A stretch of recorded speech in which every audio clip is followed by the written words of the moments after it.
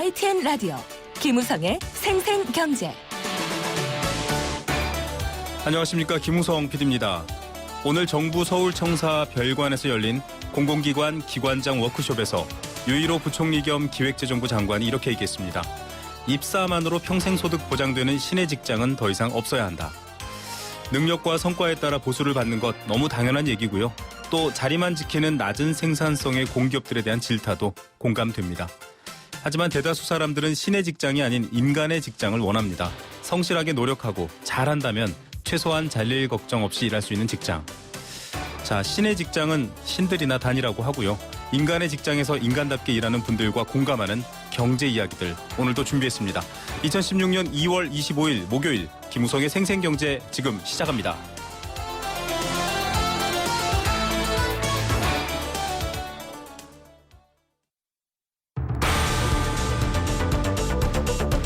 이 시각 주요 경제 뉴스 브리핑.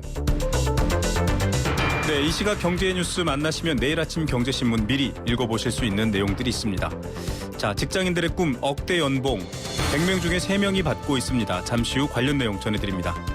4월부터는 부동산 중개업소에서 바로 전세금 반환 보증보험에 가입할 수 있습니다. 집 구하실 때 바로 보험 들 수 있습니다. 외국인 투자 나빠지고 빠져나갔지만 외환 보유 상황은 상대적으로 좋다고 알려졌습니다. 잠시 후 전해드리겠습니다. 비즈니스워치의 김춘동 기자 연결합니다. 김 기자님 안녕하세요. 네, 안녕하세요. 자, 억대 연봉 대부분 일하시는 근로자들의 꿈인데요. 100명 중에 3명은 억대 연봉을 받고 있네요. 네, 2014년 연말정산 자료를 보니까 이 총 급여가 연 1억 원 이상인 근로자는 모두 52만 6,689명으로 집계가 됐습니다. 네. 이 전체 근로자가 1,668만 7천 명 정도 되니까 3.2%에 해당하는 수치인데요. 네. 이 지역별로는 역대 연봉자 비율이 가장 높은 곳은 울산이었습니다. 울산은 전체 근로자 가운데 8.5%가 1억 원 이상의 연봉을 받고 있는 것으로 나타났는데 2013년에도 울산 1위였습니다. 2위는 서울이었고요. 억대 연봉자 비율이 3.9%였고 경기와 광주, 대전 등이 그 뒤를 이었습니다. 네, 울산 같은 경우도 아무래도 현대라는 대기업 때문이겠죠.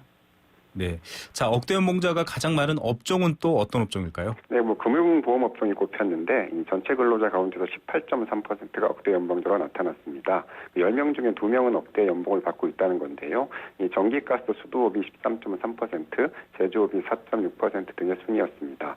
억대 연봉자 비율이 가장 낮은 업종은 음식 숙박업이었는데 네. 0.3%에 불과해서 농업, 임업, 어업보다도 더 낮았습니다.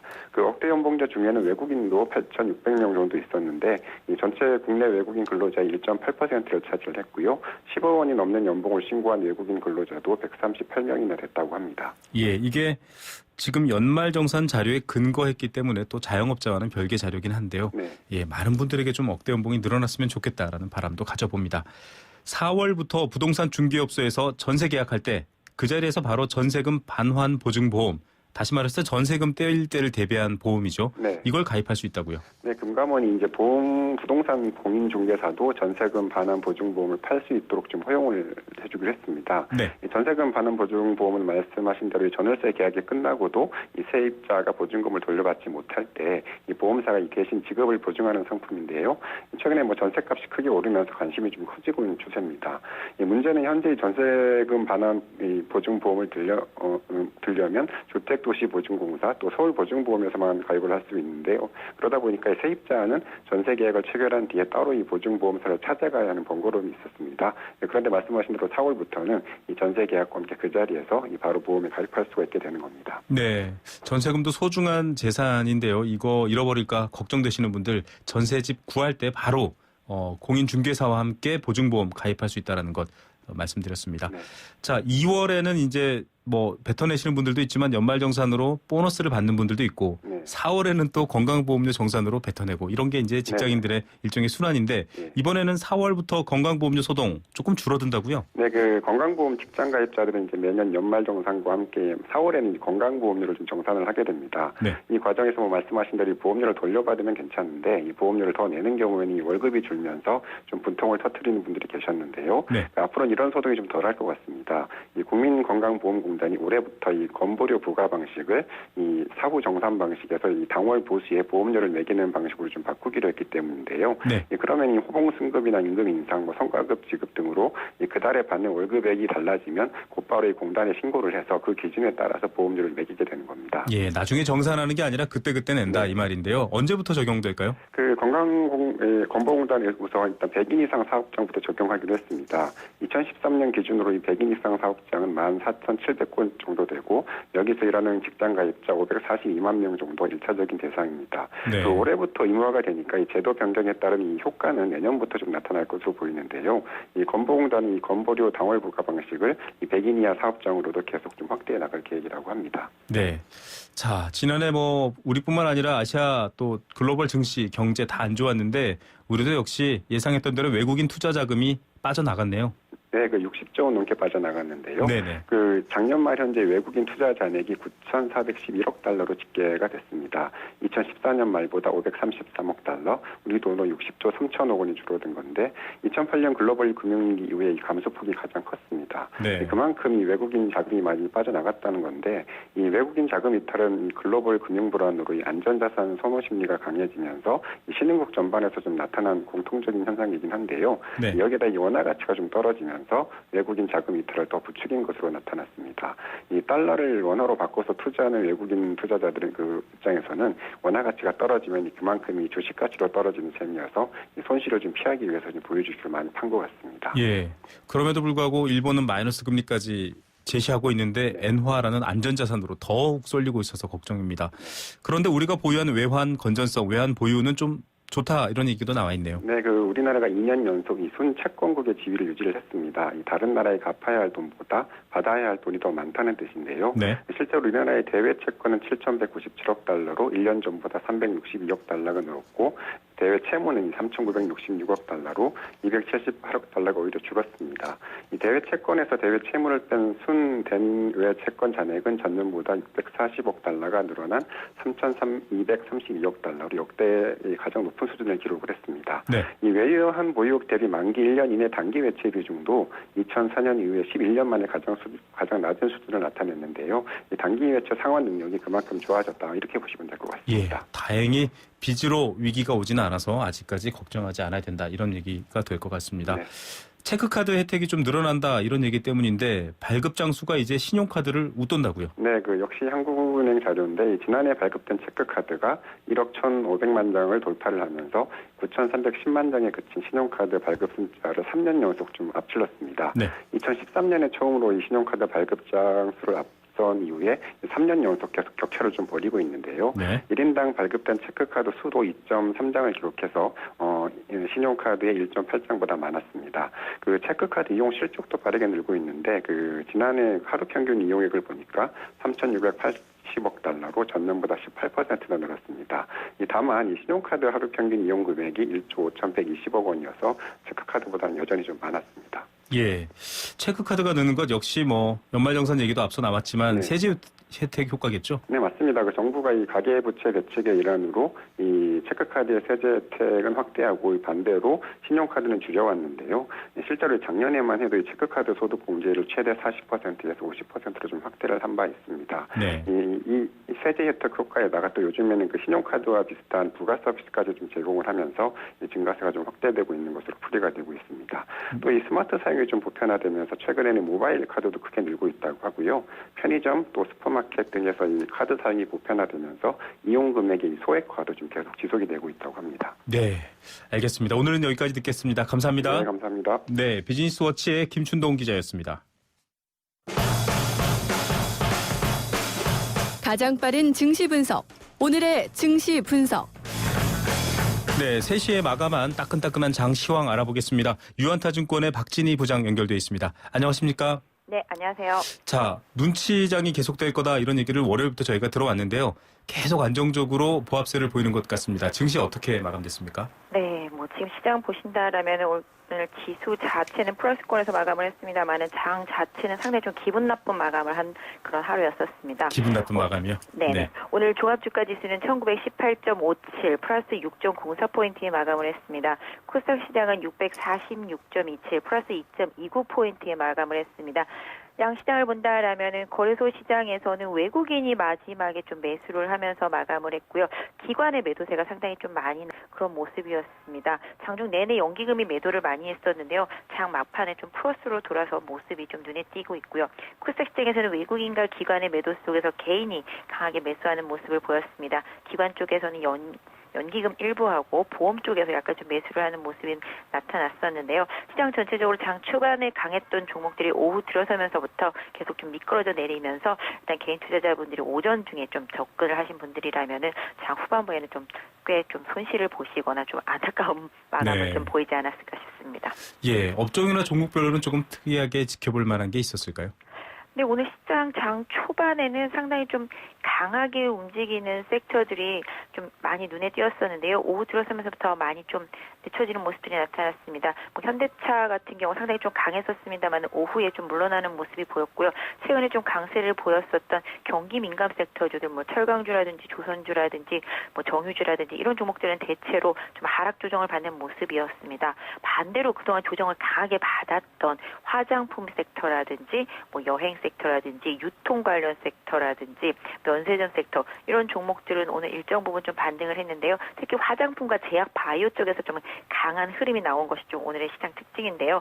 전체적으로 일단은 대북에 대한 그런 사드 배치와 관련되어 있는 그런 리스크가 중국과 미국이 어느 정도 합의점을 찾아간다라는 뉴스들이 좀 나오면서 대북 제재안 이런 부분들이 좀 합의점을 찾았다라는 뉴스가 나오면서 그로 인해서 많이 빠졌던 종목들이 오늘 좀 강하게 반등하면서 시장에서 좀 좋은 흐름을 보였습니다. 예, 제2의 마늘 파동까지 걱정하는 뉴스였는데 조금 봉합이 되어가는 것 같고요.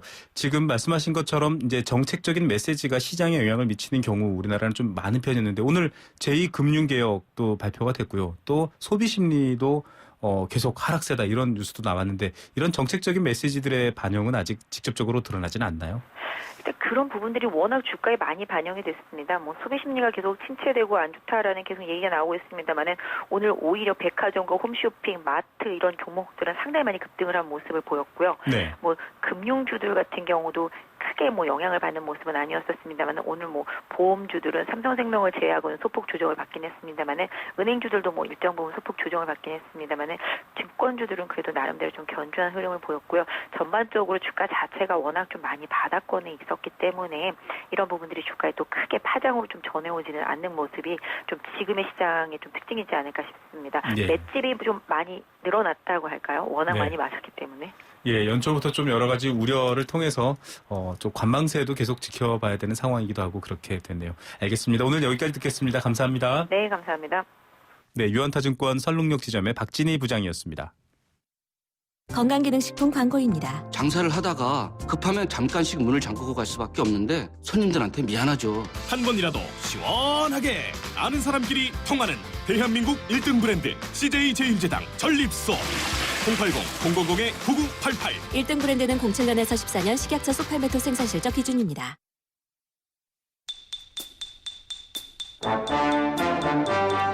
경제 탐구 생활.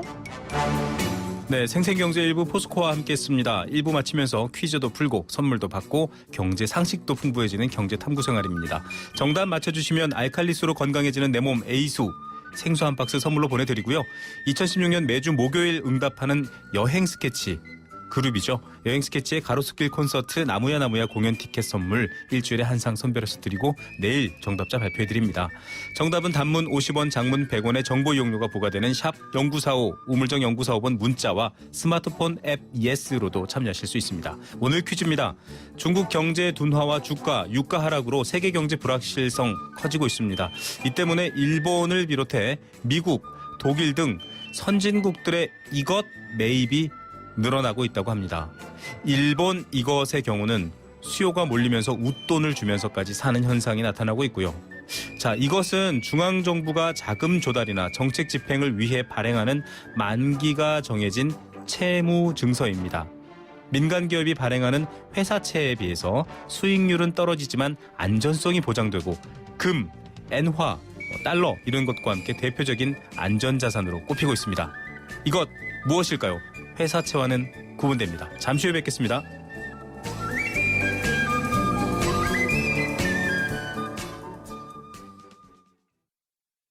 YTN 라디오 캠페인. 물 없는 한라산, 물 없는 제주 바다를 상상할 수 있나요? 제주의 아름다운 자연과 풍경은 깨끗하고 건강한 물이 있기에 가능합니다. 제주를 아름답게 만들어주는 건강한 물은 우리의 몸과 마음도 아름답게 만들어줍니다.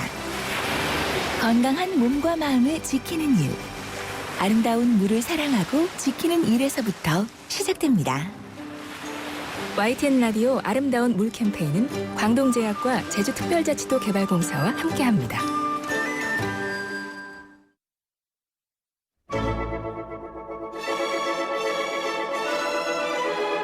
삶을 위한 생생한 라디오 경제.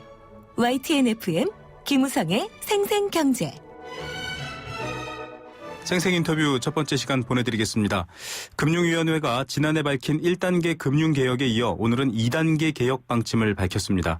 올해 4분기부터 인터넷 전문은행이 출범하게 되고요. 또 국민의 금융 편익을 높이기 위한 여러 가지 서비스를 확대하겠다.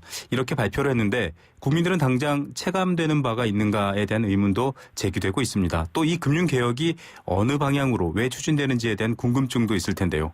오늘 전문가 모시고 이 내용 한번 짚어보도록 하겠습니다. 성공회대 유철규 교수 연결합니다. 교수님 안녕하세요.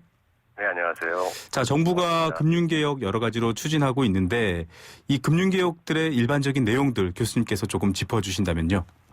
네, 정부가 4대 개혁을 꾸준히 추진하고 있지만 금융개혁에 대해서는 가장 내용이 잘 안 밝혀져 있는 부분인 것 같아요. 네네. 연간 계획 때문에 발표를 했었습니다. 10대 금융개혁 과제들을. 네네.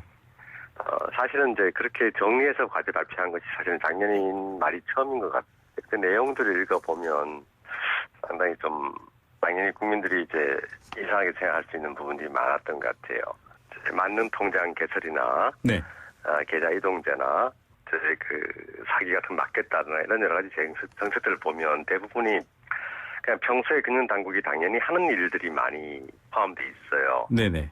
그러다 보니까 국민들이 이제 그걸 잘 못 느끼는 거죠.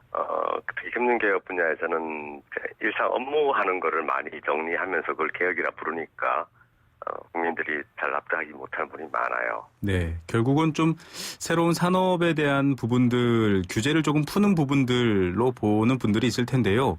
지금 임종용 금융위원장도 최근에 ISA, 즉 개인자산 종합계좌나 계좌 이동제 관련해서 불안전 판매까지 우려하면서 은행권 과당 경쟁을 좀 예방해야 된다. 이렇게 우려했거든요. 오히려. 예, 어떻게 보십니까? 대통령께서도 여러 번 얘기했지만 이번 정부의 금융개혁의 내용은 사실은 인터넷 뱅킹이나 핀테크 또는 이런 IT 문제와 관련된 금융 쪽의 얘기를 많이 나왔죠. 네, 그렇습니다. 근데 이제 문제가 되는 거는 작년에도 나왔던 것처럼 크라우드 뱅킹 관련된 사기 사건이 많았고요. 네. 최근에는 가상화폐 관련된 여러 가지 사기 사건도 많이 진행되고 있습니다. 지금 네. 금감원 통계에 따르면 한 100여 개 정도의 금융기구들이 금융사기성을 띠면서 움직이고 있는 걸로 지금 발표가 되어 있는데 네네. 그 모두가 다 첨단 금융을 달고 있어요. 네. 핀테크라든가 아까 얘기한 크라우드 뱅킹, 크라우드 펀딩 같은 어떤 첨단 기법이라는 걸 다 이름에 달고 다 나와 있어요. 네. 그래서 지금 정부의 문제는 뭐냐면 규제를 푸는 건 좋은데 네. 규제를 푸는다는 것 자체가 한국 현실에서는 지금 여러 가지 금융 사기와 다 연결되게 돼 있으니 진전이 안 나가죠, 사람들이. 네, 결국은 이 금융 환경 자체가 아직 건전하지 않은데, 이를테면 신기술 도입이나 규제 완화 위주로 나가는 부분에 대한 우려가 있다, 이렇게 봅니까? 기존 규제를 완화하면서 새로운 어떤 부분에 대한 새로운 규제 툴을 새로 만들면서 네. 나가는 것이 이제 금융의 정도죠. 네. 금융이라는 것이 항상 문제가 기존 규제가 안 맞다고 해서 풀어버리면 항상 다른 문제가 생기니까 네네. 새로운 문제에 적합한 새로운 어떤 규제를 만들어내고 흑자들이 사기나 피해를 안 당하도록 틀을 만들어주고 보호해주는 게 가장 중요한 목적이거든요. 예. 한국에는 그런 개념이 참 약해요. 보면. 네네. 지금 인터넷 전문 은행 얘기했는데 지금 이 인터넷 전문 은행 이제 발표가 됐고요. 어떤 은행들이 하게 될지는. 그런데 이 은행들이 지금 곧 영업을 시작하는데 대부분 10% 내외의 중금리 신용대출을 시장을 공략할 거다. 이런 얘기가 나오고 있습니다. 여러 가지 문제점들도 제기되고 있더라고요. 어떻게 보십니까? 작년 말에 이제 그 K뱅크나 카카오뱅크 네. 이렇게 두 개가 인가가 났죠. 정부는 이제 그걸 이제 창조금융이나 또는 뭐 은행의 새로운 경쟁 구도다 해서 얘기를 많이 했지만 정부 생각대로 성공을 하더라도 네. 그게 이제 은행들 간의 경쟁을 활성화시킬 것 같지는 않다라는 거죠. 취지와는 어긋날 왜냐하면 것이다. 네. 예, 왜냐하면 인터넷뱅크는 인터넷 전문은행이라는 거는 기존 은행하고 경쟁하도록끔 구조가 안 돼 있어요, 설계가. 인터넷 전문은행의 중요한 고객은 네. 기존 은행의 고객이 아니라는 거죠. 네네. 기존 은행의 고객들은 주로 이제 한 4% 정도의 대출을 하거나 이런 신용대출 하는 분들이고, 네. 인터넷 전문은행이 주로 가져오려는 고객은 저축은행이나 대부업체 최우량 고객을 가져오는 거가 목적이거든요. 네네.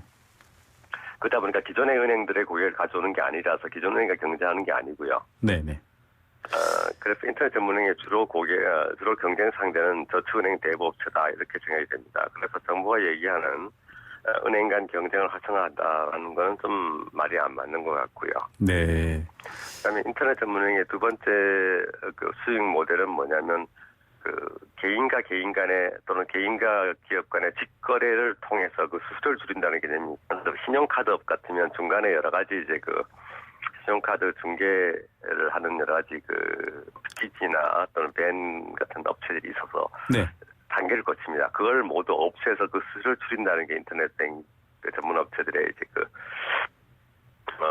전문 은행들의 수익 모델입니다. 네. 따라서 인터넷 전문 은행의 주로 경쟁 상대는 신용카드사나 이런 것이 되는 것이니까 은행하고는 별로 상관이 없다 이런 생각이 들고요. 결과적으로 지금 인터넷 전문은행을 도입한 취지, 여러 가지 은행 간 서비스 경쟁을 통해서 서비스를 향상시키겠다. 이런 부분들은 기대하기 어렵다. 지금 이렇게 말씀하시는 걸로 보이는데요. 기존의 은행들하고 직접 경쟁 관계가 아니기 때문에 네. 의도가 만약에 은행 간 경쟁을 활성화시킨다라는 거라면 좀 잘못됐다. 그냥 인터넷 전문 은행이라기 때문에 경쟁한다 이렇게 얘기하면 안 되니까 네네. 실제 내용은 좀 다르다라는 얘기를 하고 싶었습니다. 예. 그리고 또 하나가 이 인터넷 전문은행에 한해서 지금 금산분리 원칙을 해제하겠다. 물론 뭐 야당은 어렵다 이런 입장을 밝히고 있는데요. 사실 이 금산분리라는 것들은 어떤 금융 질서를 위해서 굉장히 중요한 원칙 중에 하나였는데 이게 가능할까요, 교수님?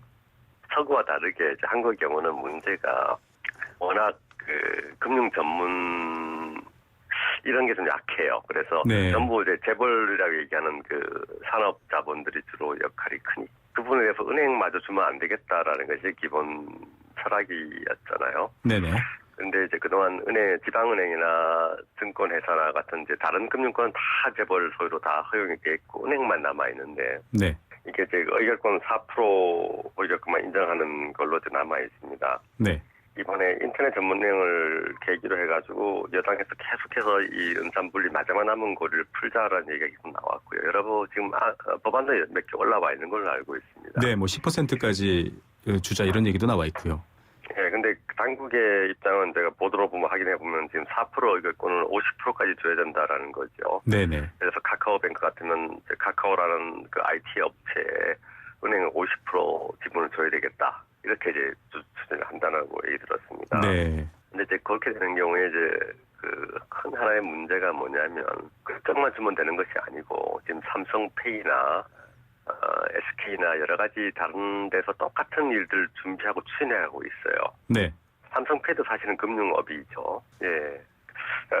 그런 문제가 얽혀 있기 때문에 이게 쉽게 얘기할 부분은 아닌 것 같아요. 예. 그다음에 또 하나 이제 우려하는 거는 IT 업체 종사하는 분들이 굉장히 모험적이고 도전적인 건 이해하지만 금융 부문이 가져야 될 보수성이라는 게 있습니다. 네네.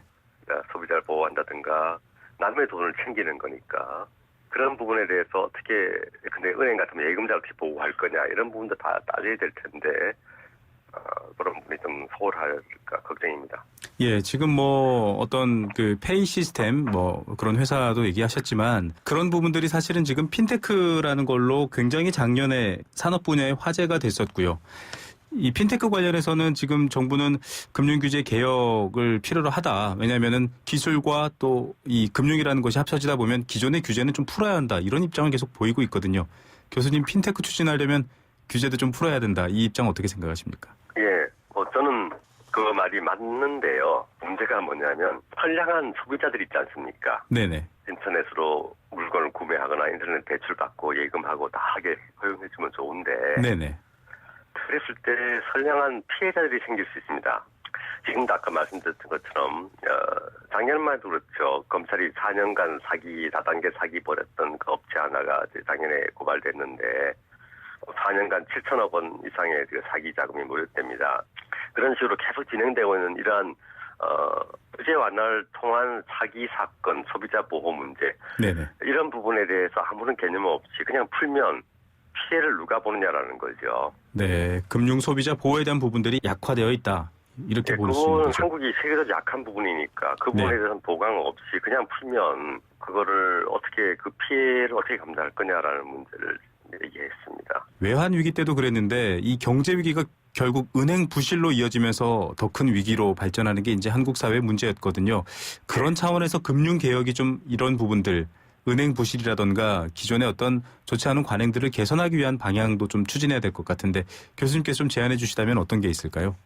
예, 뭐 여러 가지 있겠습니다만 가장 핵심되는 건 하나가 한국의 이제 금융 개혁 핵심은 그 금융 감독 문제가 있습니다. 네.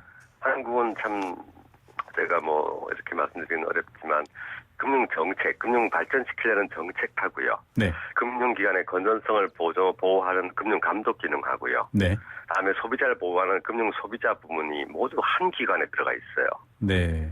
그러다 보니까 이 문제가 그 안에서 우선순위가 뭐냐가 정리해보면 한국의 금융당국에서는 첫 번째가 금융산업 발전이고요. 네. 두 번째가 금융감독이고요. 세 번째가 금융소비자 보호입니다. 네. 이런 순서로는 앞으로 지금 현재 전 세계로 전해지고 있는 새로운 금융 환경 속에서는 적당치 않다라고는 생각을 합니다.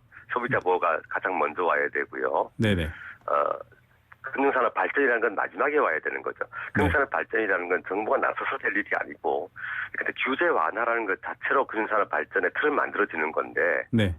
정부가 해야 될 건 규제 완화를 통해서 완화가 중요한 게 아니고 소비자 보호에 신경을 써야 된다는 거죠. 예, 규제를 풀면은 발전하게 돼 있는 건 맞아요. 네네. 그걸 일부러 발전하려는 게 정부 역할이 아니고 규제를 풀면서 동시에 정부가 해야 될 초점이 바뀌어야 돼요. 소비자 보호로. 네네. 그리고 감독 강화로 가야 돼요. 자, 금융개혁에 관련된 얘기는 여기까지 듣겠습니다. 오늘 감사드립니다. 예, 감사합니다. 네, 성공회대 유철규 교수였습니다.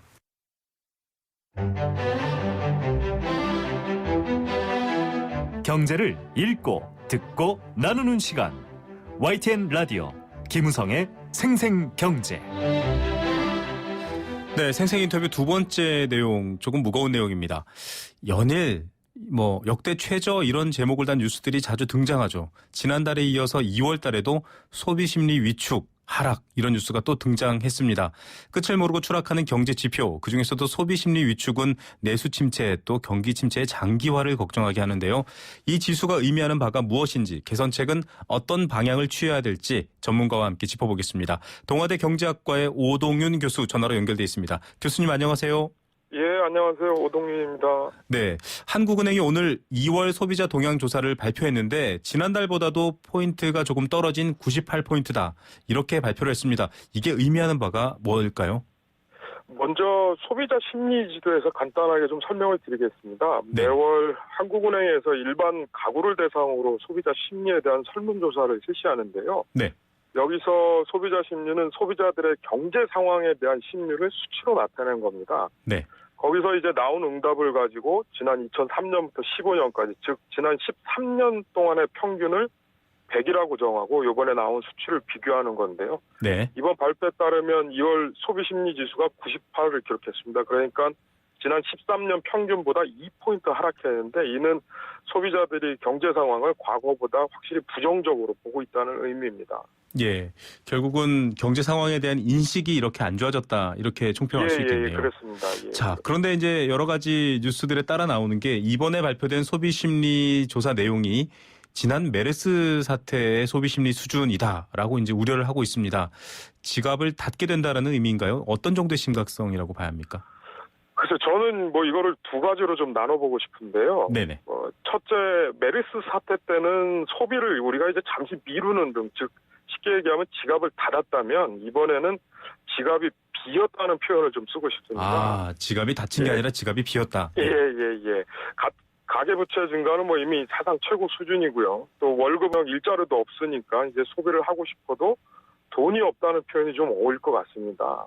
네. 게다가 이번에 같이 발표된 경제 전망을 또 봐도 7년 만에 최악의 수준입니다. 그러니까 7년 전은 글로벌 금융위기가 있었기 때문에 뭐 많은 청취자들이 알고 계시겠지만 역시 지금 현재 우리 소비자가 느끼는 체감 경기는 뭐 글로벌 금융위기 때처럼 거의 최악의 수준이 아닌가 그렇게 좀 판단하고 있고요. 네.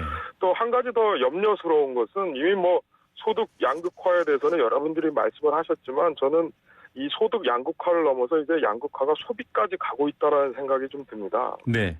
그 이유는 이제 뭐 세월호 침몰 때도 그렇고 이번에 메르스 사태 때도 그렇고 사실 뭐 우리 경제가 아주 소비가 극심한 침체를 겪었는데 중요한 포인트는 우리나라 국민들이 해외에서 사용하는 카드 사용액은 단 한 번도 줄지 않았다라는 거죠. 네. 뭐 가령 일반 가정은 그냥 가족 나들이를 하려다가 메르스 때문에 뭐 취소를 했다면 소득이 좀 되시는 분들은 뭐 제주도를 가려다가 아예 동남아로 여행을 간 꼴이니까 결국 쓴 사람들은 밖에 나가서라도 쓴다라는 거죠. 예, 소득의 양극화 내지는 이 소득의 격차가 벌어지는 것뿐만 아니라 소비의 양극화와 격차도 벌어지고 있다. 좀 염려스러운 부분이. 예, 이것들이 이제 가시화되는 게 바로 이제 이번 조사를 통해서도 조금 알 수 있을 텐데요. 자, 여러 가지 경기 전망에 대한 게 안 좋았다라는 말은 결과적으로 사람들이 돈을 쓰지 않겠다 이런 얘기일 텐데 이렇게 되다 보면 내수의 어려움이 더 빨리 다가오지 않을까요? 어떻게 보십니까? 글쎄요, 뭐 내수의 어려움은 뭐 이미 뭐 너무나 많은 얘기들이 있었기 때문에 제가 다시 부연 설명하지 않아도 될 것 같고요. 네.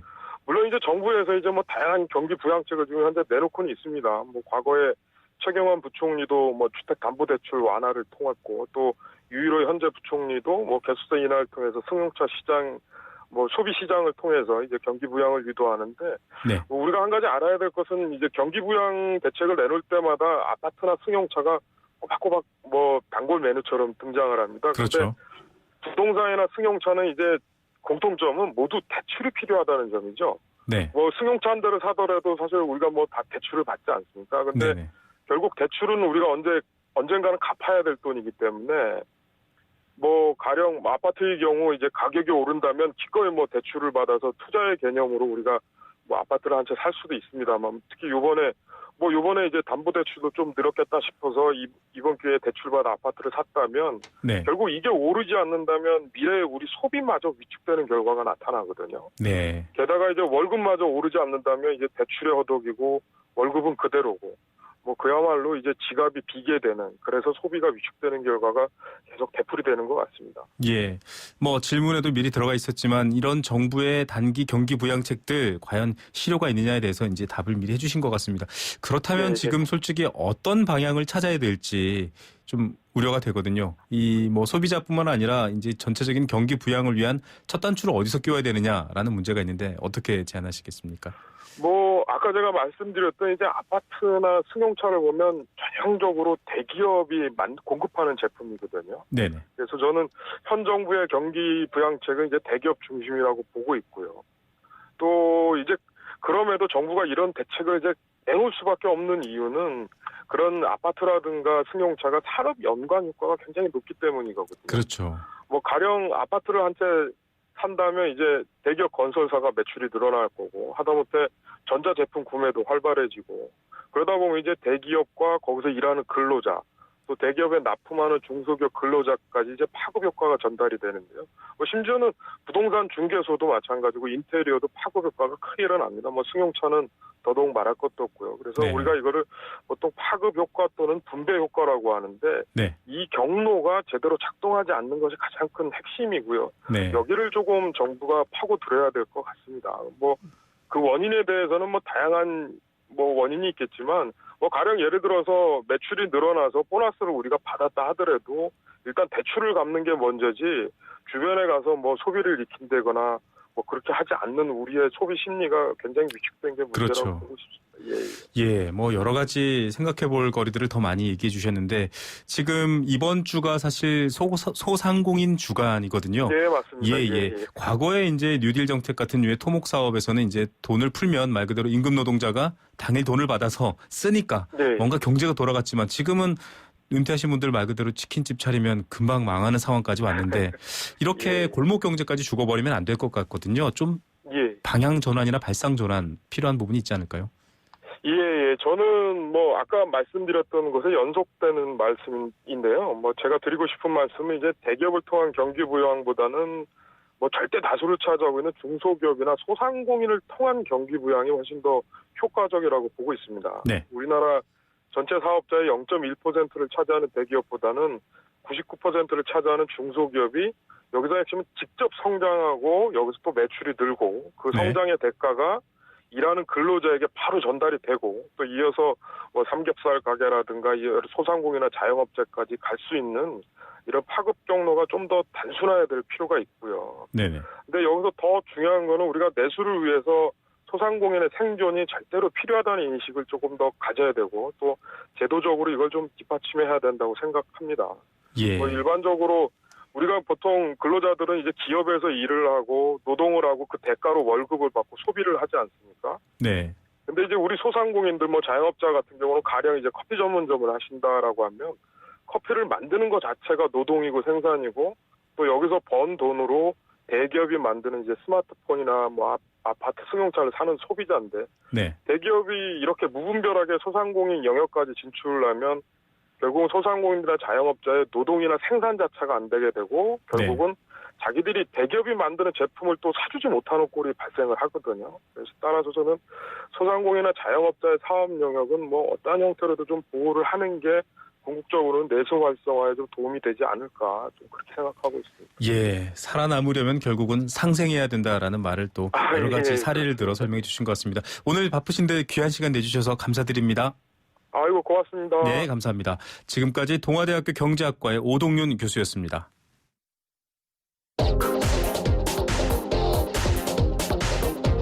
세계 경제를 듣는 창, 글로벌 경제 이슈. 자, 우리 경제뿐만 아니라 세계 경제에도 다양한 이야기들 또 문제들이 있습니다. 글로벌 경제 이슈 매일경제신문의 박수호 기자 연결합니다. 박 기자님 안녕하세요. 네, 안녕하세요. 자, 아이폰 만드는 회사 그러면 팍스콘 이렇게 다들 알고 있거든요. 그 모 회사인 대만의 혼하이 정밀공업이 일본의 유력 전자기업 샤프, 유명한 회사였죠. 이 샤프를 인수했다라는 뉴스가 지금 뜨겁게 떠 있네요. 네, 지금 방금 들어왔는데요. 일본 언론에 따르면 샤프는 임시 이사회를 열고 호나이의 인수 제안을 받아들이기로 했다 이렇게 밝혔습니다. 인수 규모는 약 6,600억 엔이니까 우리 돈으로 7조 3천억 원에 달합니다. 네. 이번 인수가 최종 마무리될 경우에는 세계 전자산업에 적잖은 영향을 줄 것이라는 게 전문가들의 의견인데요. 전자 분야 원천 기술을 보유한 것이 일본 기업이고요. 네. 또 세계 최대 생산 능력을 보유하고 있는 것이 중국계 기업인데 이 둘이 결합을 하니까 한국 전자업계에 적잖은 위협이 될 수 있다. 이렇게 보는 시각이 많습니다. 예, 예전 고급 가전의 대명사가 샤프였는데요. 그 기술과 이 중국의 생산이 합쳐졌다. 근데 혼하이라는 회사는 좀 낯설어요. 어떤 회사죠? 네, 그 폭스콘의 그 모 회사라고 할 수 있는데요. 네. 호나이는 아이폰 조립 공장으로 잘 알려진 중국 폭스콘이 주력 계열사입니다. 네. 그리고 주문자 상표 부착 생산, 그러니까 평소 우리가 말하는 OEM 방식의 제조업을 주력으로 하고 있는데요. 네. 세계 최대 전자제품 생산 공장이라는 명성을 얻고 있고요. 매출 기준으로는 애플과 삼성전자에 이어서 세계 전자업계 3위에 올라 있는 회사입니다. 네. 호나이가 샤프를 인수한 배경을 놓고 수익성 얘기를 많이 하고 있는데요. OEM 회사라는 게 결국 이제 남의 브랜드의 물건을 만들어주는 그런 사업 모델이다 보니까 영업이익이 상당히 적었습니다. 네네. 그래서 이번에 그 샤프를 인수하면서 기술과 브랜드를 동시에 가질 수 있게 됐다. 이렇게 평가하고 있습니다. 예, 샤프라는 상표를 앞으로 눈여겨봐야 될 것 같다는 생각이 들고요. 자, 영국 브렉시트 논란 계속 이어지고 있습니다. 국민투표 하면은 이번엔 진짜 나오지 않을까 이런 우려도 있습니다. 유럽연합에서 네. 영국이 이탈한다는 말 브렉시트 저희가 퀴즈도 내드렸었는데 자, 갑론을박 여전히 한창이죠? 예, 영국의 사회연구기관인 레센이 최근 여론조사를 했는데요. 네. 영국인 65%는 EU에 회의적인 시각을 갖고 있다. 이렇게 이야기를 하는데 네. 재미있는 건 EU가 싫다는 영국 사람들이 그렇게 많은데 또 브렉시트에 찬성하냐 물어보면 그건 또 아니다. 그래서 찬성하는 사람은 30%밖에 안 된다 이런 이야기가 많이 있습니다. 네. 그래서 이 일간 텔레그래프에서 왜 이런 결과가 나왔는지를 알아봤더니 지금 여론은 잔류하느냐 아니면 탈퇴하느냐 어느 쪽으로 열망하는 그런 단순한 상황이 아니라 EU에 회의적이지만 그렇다고 EU를 떠나기를 바라는지에 대해서는 확신이 안 선다. 이렇게 평가를 하고 있더라고요. 그래서 네. 결과적으로 EU를 떠났을 때도 경제가 괜찮느냐에 따라서 여론의 향배가 달라질 거라고 이렇게 보는 시각이 많습니다.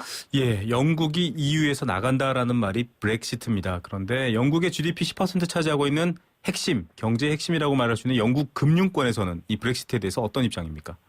네, 여기도 좀 반반 나뉘는 분위기인데요. 그래도 몸집이 큰 대형 금융회사들은 찬성하는 쪽이고요. 남겠다. 네네. 중소증권사라든지 소규모 금융회사 또 헤지펀드 이런 곳에서는 공공연하게 브렉시트를 해야 한다 이렇게 주장하고 있습니다. 네. 그 이유가 좀 재밌는데요. 네. 그 대형 은행이나 이런 쪽에서는 EU에 계속 남아야 한다 이렇게 주장하는 이유가 네. 그 거대 EU 경제권에서 그동안 이제 영국이 잘 먹고 잘 살았습니다. 그래서 수십 년간 이렇게 금융 허브 전략도 잘 들어왔고 계속해서 EU 내에서 영내 영업이나 생산이나 이런 것들을 참 많이 했었었는데요. 네네.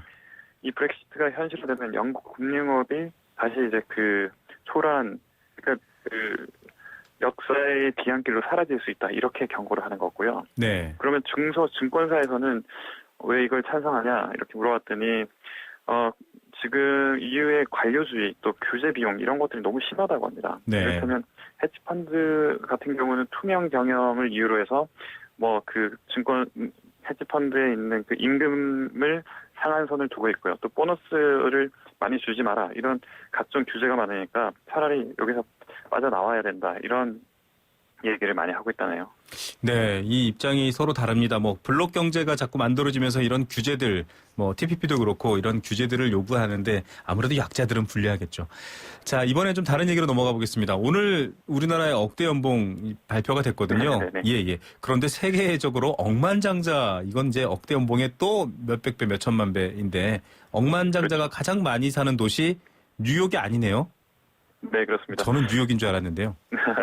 중국의 부자연구소 후른연구원 보고서가 최근에 발표가 됐는데요. 네. 여기에 보니까 지난해 자산 규모가 10억 달러, 그러니까 우리 돈으로 1조 2,300억 원이 넘는 거부가 베이징에는 100명, 네. 뉴욕에는 95명. 그러니까 네. 베이징이 더 많아졌다는 겁니다. 네. 그래서 1년 사이에 자산 10억 달러 이상 부자가 베이징에서는 32명이나 늘어났는데 네. 뉴욕에서는 4명 증가에 그쳐서 이렇게 역전이 된 거라고 하는데요. 네. 베이징 최고 부호가 누군지 알아봤더니 그 왕젠린이라고 해서 완다그룹이죠. 예, 완다그룹.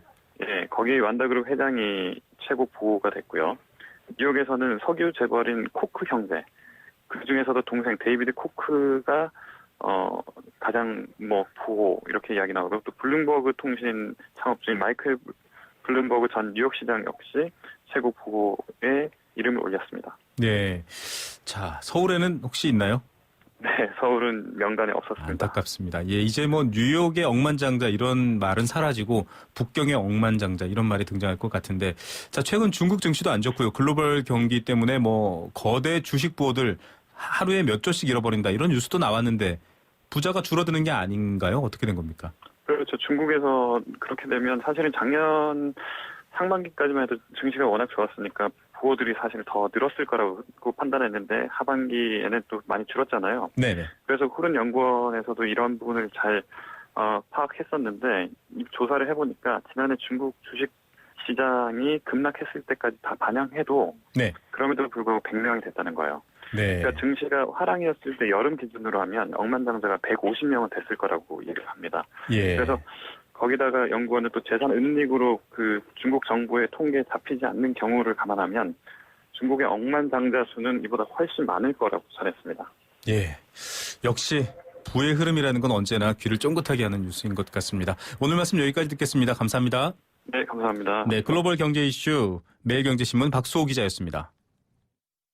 건강기능식품 광고입니다. 장사를 하다가 급하면 잠깐씩 문을 잠그고 갈 수밖에 없는데 손님들한테 미안하죠. 한 번이라도 시원하게 아는 사람끼리 통하는 대한민국 1등 브랜드 CJ 제일제당 전립소 080-000-9988 1등 브랜드는 07년에서 14년 식약처 소팔메토 생산 실적 기준입니다. 완벽하게 새로워진 렉서스 RX 출시. 여유로운 안정감 속에 거침없는 파워, 넘치는 카리스마 속에 정교한 디테일. 발견하라, 감동하라. Radiant Crossover New Generation RX. 모든 순간이 감동이다. Lexus. 중소기업 사장님들은 고민이 많다. 대기업같이 업무 솔루션을 쓰고 싶고 비용은 부담되고. 걱정 마세요. 중소기업용 업무 포털 비즈메카 이지가 있잖아요. 결제, 인사, 회계 등 18가지 핵심 솔루션이 무료. 홈페이지에서 무료 용량을 확인하세요. 비즈메카 이지 KT. 첫 만남부터 두근거렸죠. 운명이다 느껴질 만큼. 그날부터 5년 넘게, 30대부터 10년 넘게 이 선택이 제 피부의 운명을 바꿨어요. 제 날 믿어지나요? SK2 피테라 에센스. 놓치지 않을 거예요. 수학 찹자 수학 중심. 개념부터 유형까지 수학 중심. 매일매일 내쪽이면 수학 완성. 초등 수학에 흔들리지 않는 중심은 수학 중심으로 잡자. 미래의 내듀가 만든 수학 개념서. 초등 수학은 수학 중심. 네, 생생경제 포스코 그리고 모든 사람이 꿈꾸는 내일 롯데건설과 함께했습니다. 오늘도 정답 보내주시고 함께해 주신 분들 감사드립니다. 오늘 멘트 최고 1035님 정답과 함께 응원해 주셨는데 감사드리고요. 감기 나으시기 바랍니다. 자, 정답자는 3839님입니다. 정답 국채입니다. 여긴 군포고요. 저는 택시 운전기사인데 너무 힘드네요. 힘내십시오. 앞으로도 계속 좋은 경제 가득할 수 있도록 저희가 응원하겠습니다. 상생을 위한 생생경제 내일 오후 3시 10분에 다시 찾아옵니다. 지금까지 김우성이었습니다. 감사합니다.